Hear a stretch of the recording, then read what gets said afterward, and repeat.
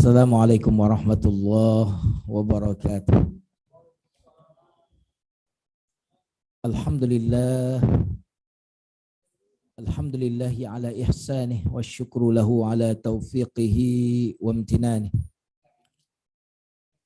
Allahumma salli wa sallim wa barik ala nabiyyina Muhammadin sallallahu alaihi wasallam wa ala alihi wa ashabihi wa man sara ala nahjihi bi ihsanin ila yaumiddin, amma ba'd. Bapak Ibu jamaah Masjid Al-Hijrah, semoga di 10, bahkan bukan udah melebihi 10 ya, 11 malam insyaallah semuanya telah dibebaskan dari api neraka, amin ya Rabb. Dan semoga Allah tetap memberikan kesehatan kepada kita, kekuatan kepada kita untuk lebih semangat lagi di hari-hari berikutnya. Amin ya Rabbal Alamin. Kita awali kajian kita dengan doa. Tahu nggak kenapa kalau mau ngaji itu saya ngajak doa dulu? Tahu nggak? Kalau saya tanya, setan itu kira-kira nongkrongnya di mana? Di tempat baik atau di tempat buruk? Halo? Setan itu kira-kira nongkrongnya di mana? Di tempat baik, di tempat kebaikan atau di tempat keburukan? Setan itu nongkrongnya di tempat kebaikan. Kenapa? Karena di tempat-tempat buruk setan tidak perlu lagi.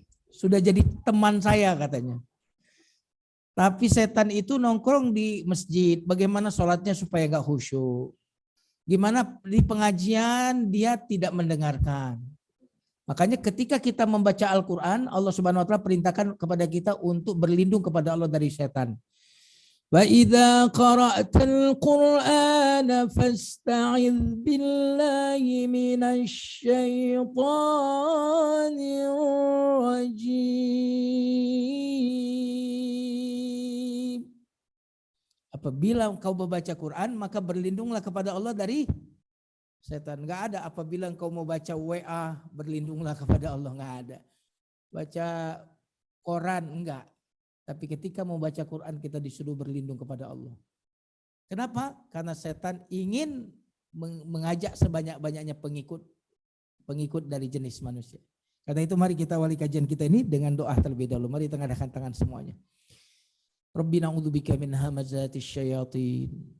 ونعوذ بك ربي أن يحضرون أخرجنا من ظلمات الجهل والوهم إلى أنوار المعرفة والعلم وأخرجنا من وخول الشهوات إلى جنات القربات نسألك فهم النبيين وحفظ المرسلين وإلهام الملائكة المقربين والحمد لله رب العالمين. Kita baca basmalah. Bismillahirrahmanirrahim. Kajian malam hari ini kajian lanjutan kita. Tadi subuh saya sudah sampaikan, tapi sayang tadi subuh yang ikut hanya beberapa. Betul ya Pak? Kajian kita sangat dalam tadi subuh, maka saya akan mengulang sedikit yang tadi subuh sekaligus akan menambahkan insya Allah. Tentang rahmat Allah di dalam musibah. Rahmat Allah di dalam musibah. Mari kita perhatikan Pak. Sehat itu baik atau buruk? Baik ya. Sakit? Oh luar biasa nih. Baik juga. Subhanallah. Kaya itu baik nggak?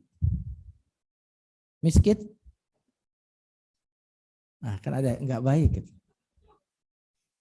Hidup itu baik atau buruk? Hidup. Baik. Mati? Siapa di sini nggak pengen mati, angkat tangan?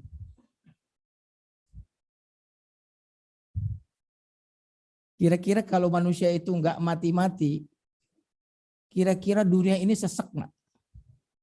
Akan banyak sekali. Bayangkan orang usia 100 tahun, 200 tahun, matanya sudah buram, telinganya sudah budek. Bagaimana? Apakah itu nikmat? Tidak. Nah, dari sini saja kita sudah bisa melihat bahwa ternyata tidak ada sesuatu yang buruk secara mutlak.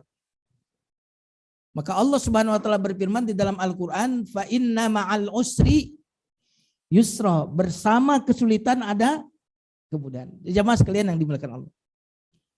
Oke.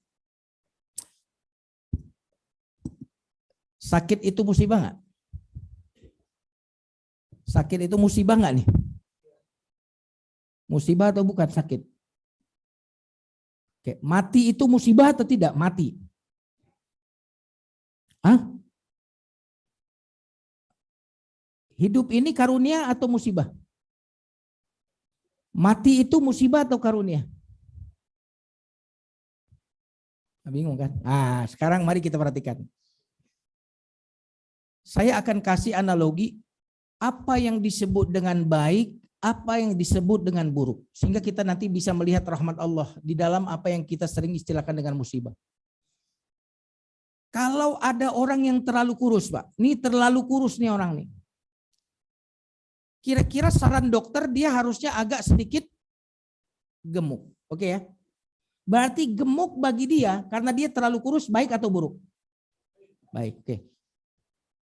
Ada orang terlalu gemuk. Jangan ngelihat saya, Pak. Terlalu gemuk. Dokter akan menyarankan agak dikurus. Berarti kurus bagi dia baik atau buruk? Kalau saya mau tanya, kalau demikian mana yang lebih baik, kurus atau gemuk?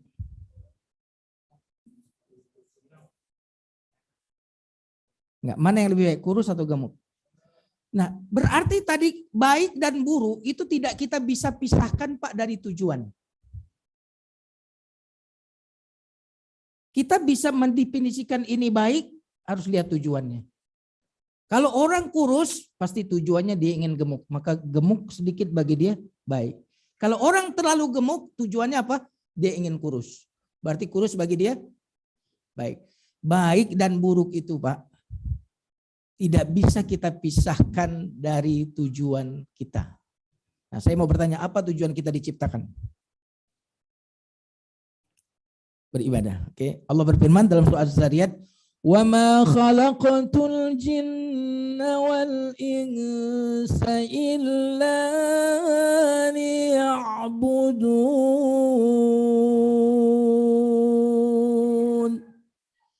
Tidaklah aku ciptakan jin dan manusia kecuali untuk ibadah. Berarti tujuan kita apa?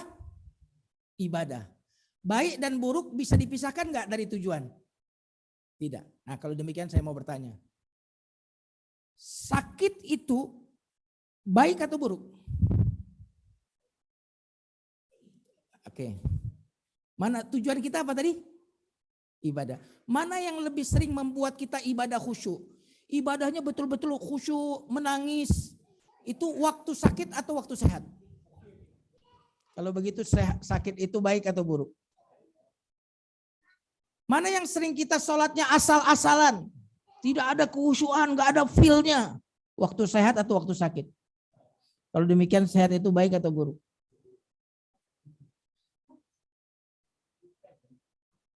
Ya kan? Jamaah sekalian yang dimuliakan Allah Subhanahu wa taala.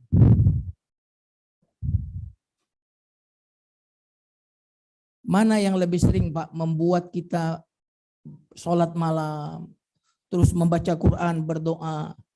Kalau lagi nggak punya duit atau lagi banyak duit? Lagi nggak punya duit. Kalau demikian lagi nggak punya duit itu baik atau buruk?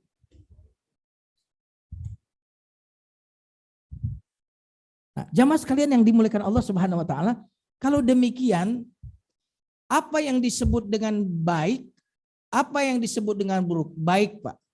Baik adalah ketika orang taat kepada Allah, itulah baik. Apa itu buruk? Ketika orang bermaksiat kepada Allah, itulah buruk. Apa itu karunia? Ketika orang itu beramal soleh, itulah karunia. Apa itu musibah? Musibah itu adalah ketika orang itu bermaksiat kepada Allah Subhanahu wa taala. Maka ketika kita melihat bahwa ternyata banyak kesulitan yang membawa kemudahan untuk taat, fa inna ma'al usri yusra. Kira-kira kalau duit kita sampai saat ini ada 10 triliun, jam segini ada di mana kira-kira kita? Wah, luar biasa ini. Kalau gitu kita tutup aja pengajiannya, Pak ya. Udah pinter soalnya di sini. Kira-kira kalau Bapak jadi seorang raja atau jadi presiden, kira-kira jam segini ada di mana? Subhanallah. Artinya banyak sekali yang membuat orang itu saat ini ada di masjid, saat ini nanti malam dia berdoa, dia tahajud, ternyata disebabkan oleh kesulitan-kesulitan hidupnya.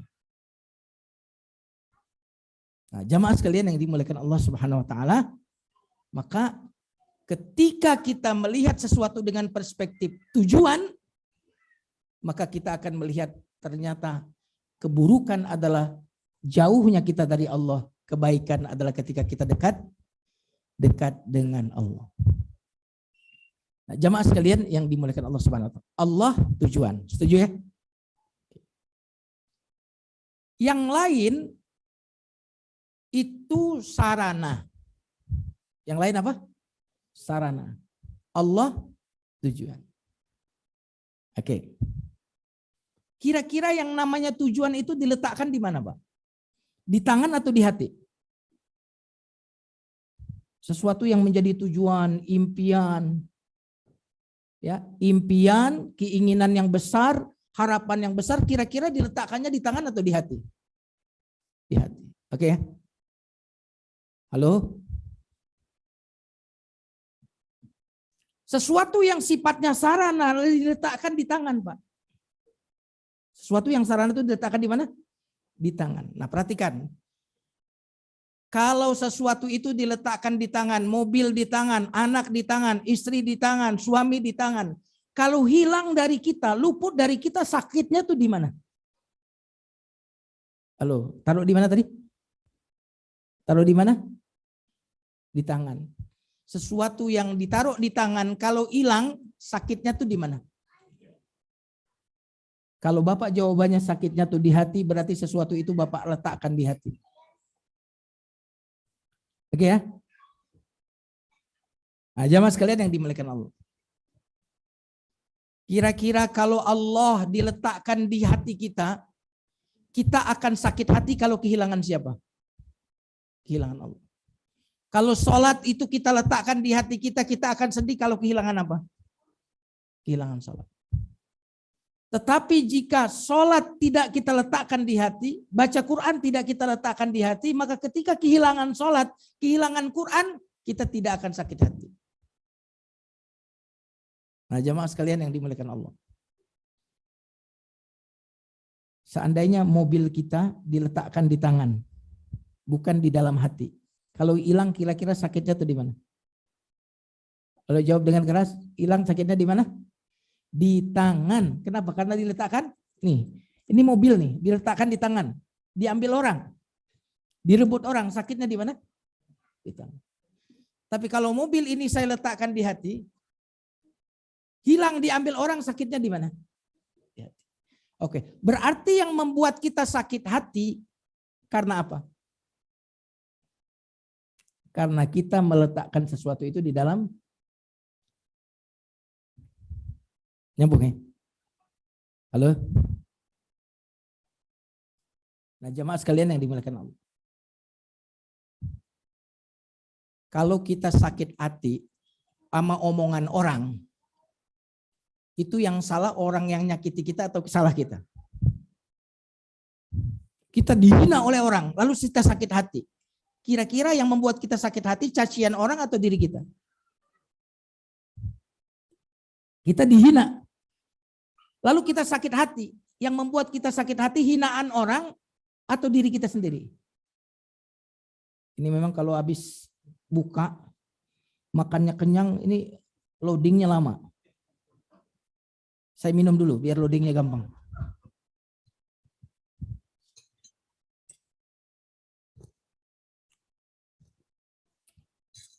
Oke, Pak. Ini lihat nih ya. Ini saya taruh di sini. Tiba-tiba jatuh. Kenapa jatuh, Pak? Kenapa ini jatuh dan pecah? Karena saya salah apa? Salah naruh. Seandainya ini saya taruh di sini, peluang jatuhnya besar atau tidak? Tidak. Berarti kalau ini jatuh dan pecah, disebabkan salah apa, Pak? Salah naruh. Betul nggak? Dunia ini kalau membuat kita sakit hati, kalau kehilangan dunia, disebabkan salah naruh, Pak. Naruhnya di mana? Di hati. Maka kalau sakit hati disebabkan siapa? Diri sendiri. Apa salah kita? Naroknya di hati. Seandainya tadi kita letakkan dunia itu tidak di hati, tapi diletakkan tadi di tangan, tentu ketika hilang tidak akan sakit hati. Karena ngeletakinnya di mana? Di tangan. Maka apapun yang membuat kita sakit hati, Pak, itu mengungkap apa yang kita letakkan di hati. Saya ulang lagi kalimatnya. Apapun yang membuat kita sakit hati, kesal, marah, itu menyingkap apa yang kita letakkan di hati kita. Nah, jamaah sekalian yang dimuliakan Allah. Sekarang saya mau analogikan lagi. Kalau saya mau duduk di sini nih ada bangku, tiba-tiba ada paku. Saya akan terus duduk atau berdiri? Kenapa saya berdiri? Ada paku. Perhatikan ya. Tadi saya mau duduk ada paku ya. Kemudian karena sakit saya melepas. Melepas ya. Kenapa saya lepas? Karena sakit. Oke. Waktu kehilangan dunia sakit nggak? Kehilangan istri sakit nggak, Pak? Enggak. Bu, kehilangan suami sakit nggak, Bu? Bu, kalau bapak saya tanya tadi kehilangan istri sakit nggak? Enggak kan? Kalau kehilangan suami, Bu, sakit, Pak? Sakit ya? Oke. Tadi kalau saya duduk, kemudian ada yang sakit, saya langsung melepaskan, Pak. Betul nggak? Berarti sakit ini perintah saya, perintah untuk apa? Melepas. Setuju ya? Nanti ayatnya saya akan sampaikan. Ketika saya duduk, di bawah ini ada paku, sakit, maka saya akan melepas. Supaya nggak sakit. Waktu kita kehilangan harta, kehilangan anak, kehilangan pekerjaan, kehilangan uang, sakit nggak? Maka sakit itu perintah untuk apa? Melepas.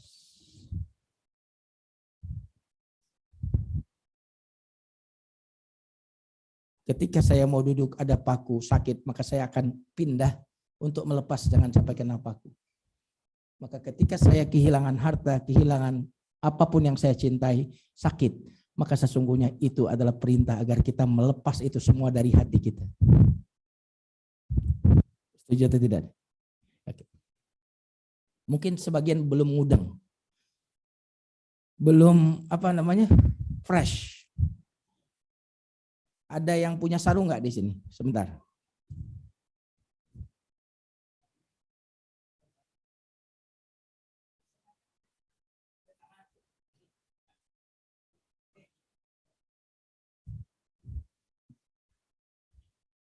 Ini pakai serban ya. Sekarang serbannya saya lilit. Oke, sini. Lalu saya kencangkan lilitannya. Sehingga saya tidak bisa bernapas. Lalu saya bilang, kenapa saya nggak bisa napas? Siapa yang melilit saya? Berarti yang membuat saya sesak napas orang lain atau saya sendiri? Apa salah saya? Saya melilit leher saya dengan ini. Nyambung. Orang-orang yang meletakkan selain Allah di hati, seperti dia sedang melilit lehernya dengan kencang. Nih. Betul ya? Kan? Lalu dia bilang, kenapa saya kok sakit hati? Kenapa saya kesel? Kenapa saya gondok? Kenapa saya marah? Tadi jawabannya kenapa saya sesak napas? Berarti kalau saya sesak napas salah orang atau salah diri sendiri? Berarti kalau saya sakit hati salah siapa? Karena saya melilit hati saya dengan apa, Pak? Dengan selain Allah. Mari sekarang kita bacakan ayatnya. Ayat yang ingin saya sampaikan itu ini. Dalam surat Asy-Syura, surat 42 ayat 30. Power banget, Pak. وَمَا أَصَابَكُم مِّن مُّصِيبَةٍ فَبِمَا كَسَبَتْ أَيْدِيكُمْ وَيَعْفُو عَن katsir.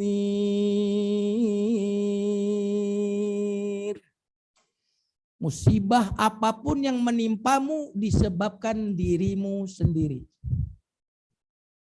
Kira-kira kalau tadi tidak saya lilitkan ini dengan keras, sesak napas nggak saya? Berarti sesak napas karena salah siapa? Musibah apapun yang menimpa dirimu, salahmu sendiri. Kamu yang melilit. Nah, kita itu bukan melilit leher, Pak, tapi melilit hati kita dengan ikatan-ikatan kepada selain Allah. Kita ikat kuat harta kita ke hati kita. Kita ikat, sehingga dia jadi sesak. Betul nggak? Lalu kita bilang, aku sakit hati. Si fulan menyakitiku. Si fulan mendurhakaiku. Anakku durhaka kepadaku. Coba perhatikan. Sehingga kalau yang membuat kita sakit hati, anak kita, istri kita, suami kita, atau diri kita sendiri. Halo? Siapa? Diri sendiri. Mau nggak napas kita itu jadi lega? Mau nggak? Oke, ini kan nggak bisa napas nih ya. Gimana caranya supaya lega? Buang. Lega nggak? Berarti Pak, kalau Allah mencabut, membuang yang mengikat hati kita, harta kita dibuang dari hati kita. Anak kita dibuang dari hati kita. Harta kita dibuang dari hati kita. Sesungguhnya Allah sedang melegahkan hati kita, melepaskan hati kita dari apapun yang bisa membelenggunya. Rahmat atau bukan? Kemarin Pak Arif sakit ya? Pak Arif gimana waktu sakit? Yang ada di hati Pak Arif ada selain Allah nggak? Waktu Pak Arif sakit, kira-kira yang diingat saat itu siapa yang bisa menyembuhkan? Allah. Berarti selain Allah lepas nggak? Lepas. Maka sakit itu memerdekakan hati Pak Arif dari selain Allah. Kehilangan itu cara Allah memerdekakan hati kita dari ketergantungan kepada apapun selain Allah Subhanahu wa taala. Oke. Sekarang saya mau tanya, kalau kita dipuji orang senang nggak? Senang? Senang. Kalau dihina orang senang atau tidak senang? Hah? Senang atau tidak senang? Gondok. Kenapa? Karena kita mencintai dunia, Pak. Pujian itu dunia. Maka siapapun yang mencintai dunia senang dipuji, sakit hati kalau dicaci. Tapi ketika kita tidak meletakkan dunia itu di hati kita, maka pujian orang tidak akan membuat kita bangga, cacian orang tidak akan membuat kita bersedih. Kenapa? Karena pujian itu adalah dari dunia. Nah, jamaah sekalian yang dimuliakan Allah. Terakhir ini. Kalau kita berada di satu ruangan, lalu ada pintu yang terbuka untuk keluar di sebelah sana. Kira-kira kalau kita ada masalah di ruangan ini, keluarnya lewat mana? Lewat situ. Kalau pintu itu tertutup, tapi ada pintu yang di sini terbuka, lewat mana? Di sini. Kalau seluruh pintu tertutup, tapi ada jendela yang terbuka, lewat mana? Oke. Kalau seluruh pintu tertutup, jendela tertutup, kita akan melewati dan mendatangi pintunya siapa? Pintu Allah. Berarti Allah kadang menutup seluruh pintu agar kita hanya mendatangi pintu siapa? Sudah nyambung gak nih? Kalau demikian rahmat atau tidak?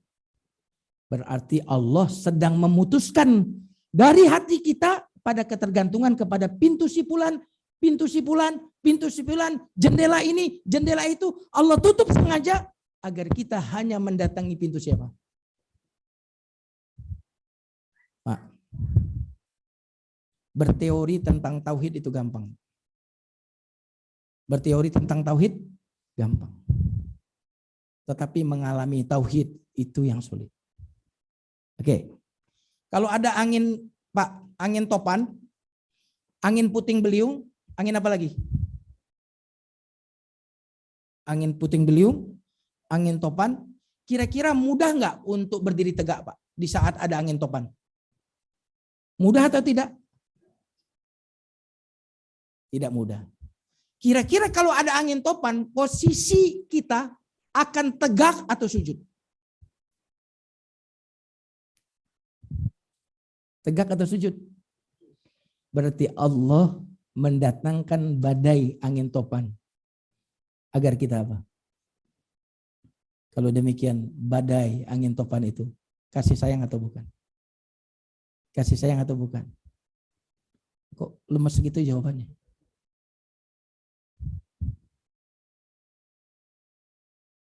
Nah, sampai di sini jamaah sekalian, ada 2 poin yang sudah kita dapat. Pertama, kita sudah punya definisi apa itu baik. Baik itu adalah taat kepada Allah. Apa itu buruk? Buruk itu jauh dari Allah.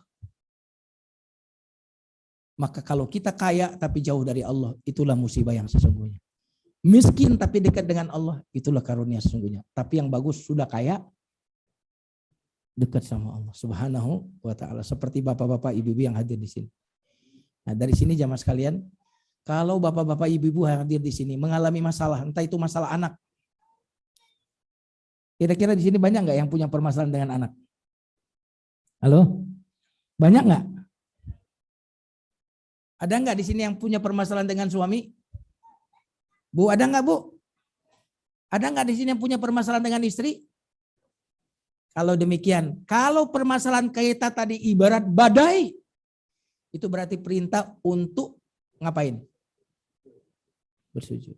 Dan Ramadan ini, bagi siapapun yang punya permasalahan hidup, sebenarnya adalah satu momentum yang sangat luar biasa, yang kalau kita bersujud, kita akan diselamatkan dari badai yang akan menghantam kita itu. Yuk kita gunakan Ramadan ini untuk segera bersujud dan bertekuk lutut, agar apapun yang menjadi permasalahan kita diselesaikan di Ramadan ini.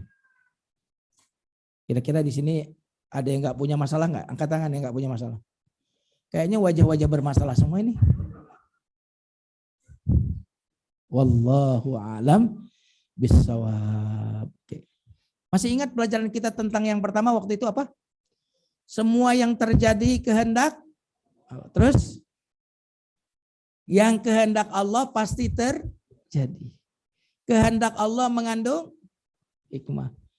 Sesuatu yang mengandung hikmah mengandung kebaikan yang banyak. Mana yang lebih baik, keinginan kita atau keinginan Allah? Yang benar. Keinginan Allah atau keinginan kita? Seandainya kita ingin kaya, tapi ternyata yang terjadi kita miskin. Keinginan kaya itu keinginan siapa?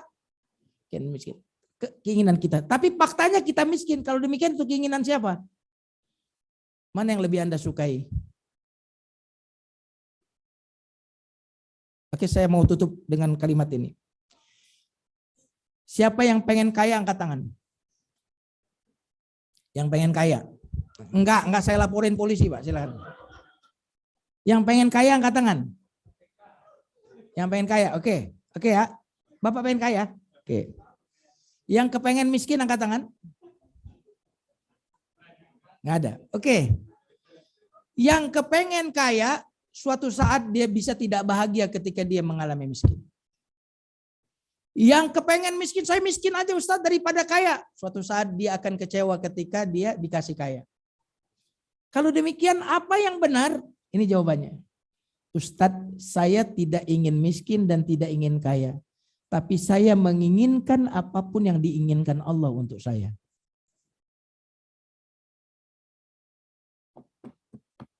Saya ulang lagi ya.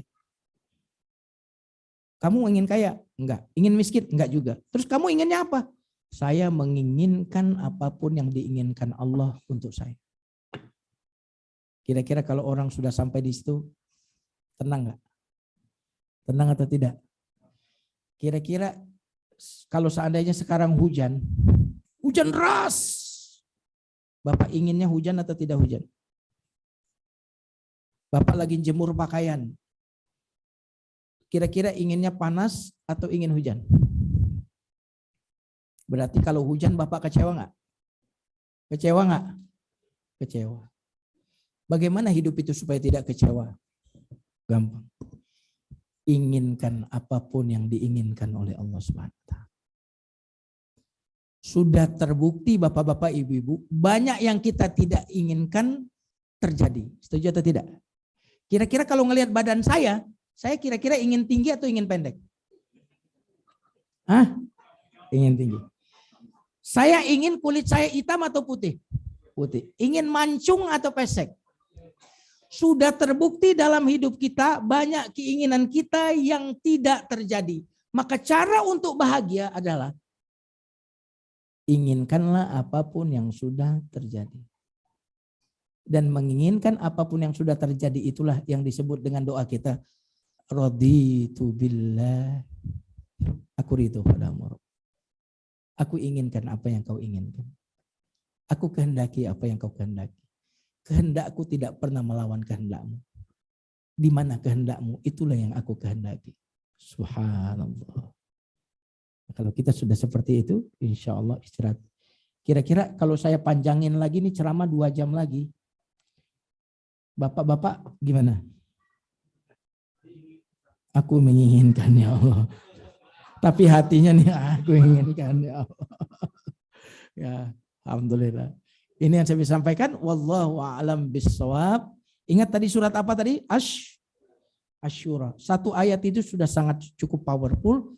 Bahwa apapun musibah yang menimpa kita disebabkan salah kita. Kita salah naruh sesuatu.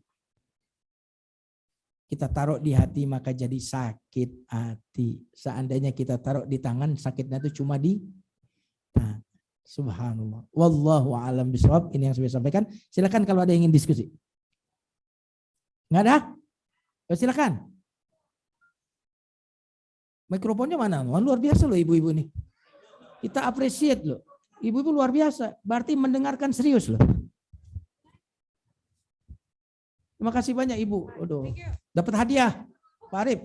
Alhamdulillah. Hadiah umroh. Woi, amin, amin. Ketemu di sana tapi. Amin. Pak Ustadz. Ya siapa dari Ibu siapa? Assalamualaikum Pak Ustadz. Waalaikumsalam warahmatullahi wabarakatuh. Amin. Ini dari Ibu. Ini dari saya nih Pak Ustadz. Pak Ustadz boleh nanya ya? Boleh Bu, nggak saya laporin polisi. Iya, tapi pertanyaannya agak-agak boleh ya? Enggak apa-apa Bu. Iya. Ini saya sebenarnya lagi mau tahu nih Pak Ustadz. Kan ada pengajian ya. Misalnya kayak Pak Ustadz hari ini kan ada online juga kan? Iya. Dari Zoom gitu kan. Jadi ada ibu-ibu atau mungkin ada orang yang mereka nggak bisa datang ke masjid. Jadi mereka ngelihatnya online dari Zoom atau dari Facebook atau apalah online. Ada juga sebagian orang yang dia walaupun hujan, panas, angin, badai, dia tetap datang ke masjid. Nah pertanyaan saya, apakah itu bagaimana Pak Ustadz? Dari sisi pahalanya, apakah sama dengan kita di rumah aja, Zoom, atau kita datang ke masjid? Siap. Itu satu. Ya. Yang kedua. Silakan. Yang kedua ini begini Pak Ustadz. Ya. Ada lagi yang namanya kalau di Australia ini Pak, ada pengajian yang ibu-ibu itu adakan di masjid. Sama juga dengan yang kita melihat pengajian, mereka datang ke masjid. Nah, ada juga yang ibu-ibu itu mengadakan pengajian dari rumah ke rumah. Iya. Nah, waktu itu saya pernah ketemu salah satu seorang ibu ya.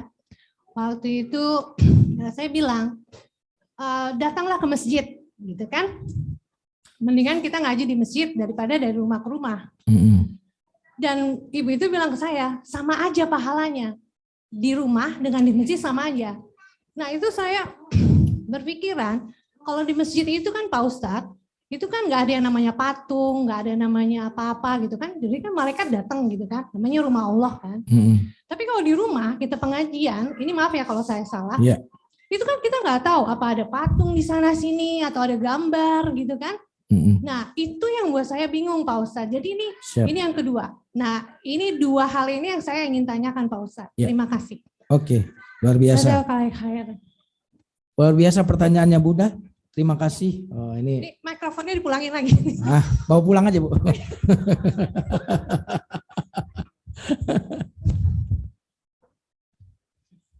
Ya. Kalau Ibu baca ada ayat di surat Yasin itu. Di surat Yasin itu ayatnya berbunyi inna nahnu nuhyil mauta wa naktubu ma qaddamu wa atharahum. Sungguhnya kami menghidupkan yang mati dan mencatat, menulis apa yang mereka lakukan dan jejak-jejak kaki mereka itu kami tulis. Itu ayat surat Yasin itu turun berkenaan dengan ada suku Bani Salimah yang tinggalnya jauh dari masjid. Tinggalnya jauh dari masjid, lalu dengar ada tanah kosong di sebelah masjid. Akhirnya dia mau pindah. Wah, enak tuh ada tanah kosong. Dekat Rasulullah juga. Dekat masjid, dekat Rasulullah. Mau pindah dia. Lalu terdengar kabar itu di telinga Rasulullah, lalu dipanggil oleh Rasulullah. Apa kata Rasulullah? Diyarakum ya Bani Salimah. Tetaplah tinggal di rumah kalian yang lama, jangan pindah. Kenapa kata Rasulullah? Karena jejak langkah kaki kalian itu ditulis oleh Allah Subhanahu wa taala. Makanya sebagian sahabat itu, sebagian salafus saleh itu kalau ke masjid kadang-kadang mohon maaf nih, jalannya langkahnya enggak lebar. Kan ada yang langkahnya begini. Ada yang langkahnya begini. Kenapa? Kenapa di rapat begini? Karena banyak langkahnya. Makanya hitungan ke masjid itu bukan pas sholat, Pak. Hati kita ngelihat jam melulu, kapan nih sebentar lagi sholat asar. Adalah seseorang yang akan dinaungi di hari kiamat saat tidak ada naungan kecuali naungan Allah. Satu di antara tujuhnya adalah seorang yang hatinya terikat dengan masjid. Ini yang rumahnya jauh nih ke masjid ini. Kalau seandainya dia nggak pulang dulu, jalan dulu, misalkan belanja, itu dihitung ke masjid loh. Sampai kapan berhenti? Sampai rumah baru berhenti. Nah, jadi dari sini kita bisa melihat bahwa tentu tidak ada tempat yang lebih mulia dibandingkan dengan masjid. Saya ulang lagi. Khairul biqa, sebaik-baik tempat adalah masjid. Seburuk-buruk tempat adalah pasar. Makanya kalau orang masuk pasar lalu berdoa dengan la ilaha illallah wahdahu la syarikalah, itu diberikan 1000 kebaikan dan dihapus dari 1000 keburukan. Kenapa? Karena dia mengingat Allah di saat orang-orang lalai. Jamaah sekalian yang dimuliakan Allah, tadi pertanyaan Ibu bagaimana pahalanya? Ada kaidah Bu yang disebutkan oleh para ulama, al-ajru ala qadril masyaqqah. Pahala itu sangat tergantung tingkat kesulitannya. Makin sulit sesuatu itu dilakukan, maka makin besar pahalanya. Nah, karena itulah kenapa 2 sholat itu tidak dilakukan oleh orang munafik, karena berat. Pertama, ciri orang yang munafik itu adalah dia males sholat subuh ke masjid dan sholat asar di masjid. Kenapa kok ada yang mengatakan sholat isya dan sholat subuh? Kenapa kok begitu sulit? Mengapa mereka disebut munafik? Karena waktu itu kalau waktu subuh gelap, nggak ada yang lihat. Orang munafik pengen dilihat. Selain itu waktunya gelap, pagi-pagi dingin, membuat orang itu malas. Makanya sekali lagi Ibu, pahala orang yang ke masjid, ngaji di masjid itu jauh lebih besar daripada orang yang pahalanya ngaji di rumah. Ini catatan yang pertama, tapi ini belum selesai Bu. Terus bagaimana ngaji di rumah? Kita kalau sholat sunnah, bagusnya itu di rumah atau di masjid? Betul ya? Kenapa? Karena sholat itu adalah cahaya. Maka kita juga ingin rumah kita juga bercahaya. Maka tidak mengapa sekali-sekali ada pengajian ada di rumah. Karena dulu Nabi juga bikin pengajian di rumah Arqam. Di rumah dulu Nabi bikin pengajian. Baru setelah masyarakatnya sudah sudah futuh, umat Islam sudah maju, sudah banyak pengikutnya, sudah kuat, pengajian pun diadakan di mana?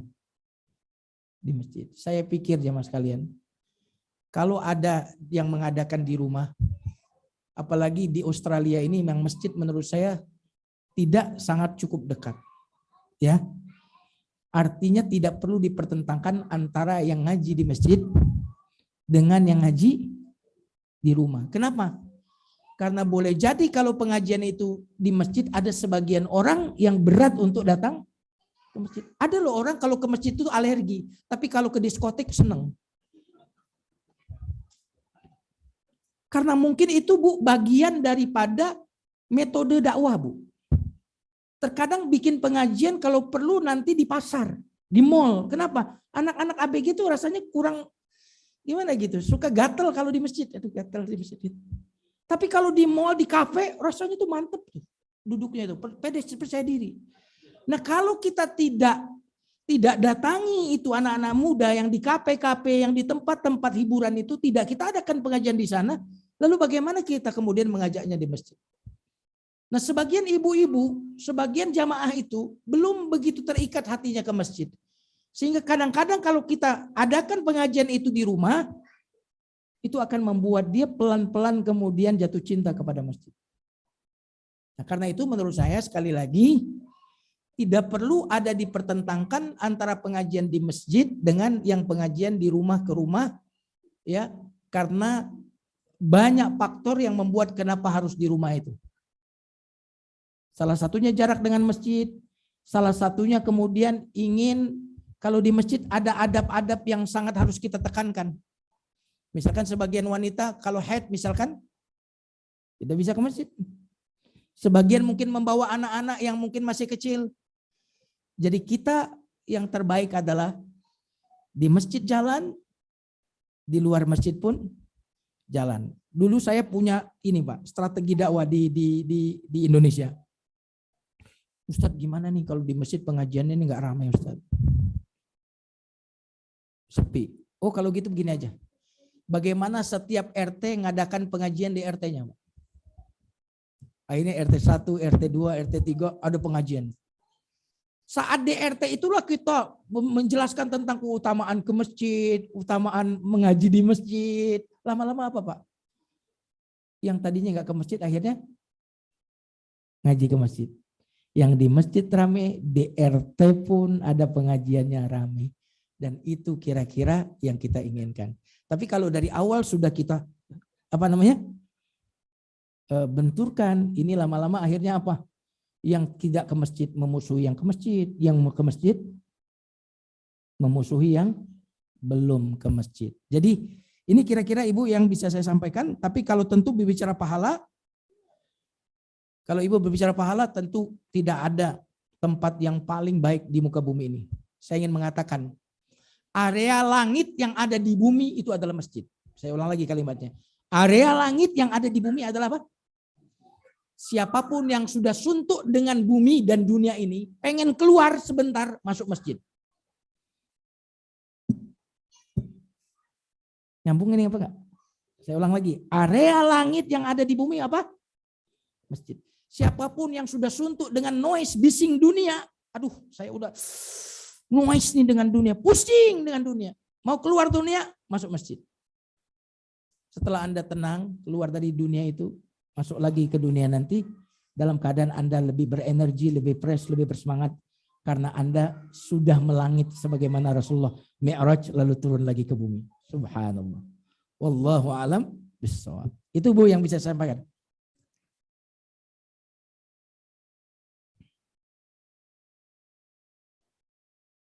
Kok jadi diam? Cukup ya? Udah lewat tadi. Ya. Berarti sudah di taman surga ini. Kalau kayaknya masih betah gitu nih, taman surga tuh gitu. Kita tutup dengan istighfar. Astagfirullahaladzim. Astagfirullahaladzim. Astagfirullahaladzim. Subhanakallahumma bihamdika asyhadu an la ilaha illa anta astaghfiruka wa atubu ilaik. Barakallahu li wa lakum. Wassalamualaikum warahmatullahi wabarakatuh.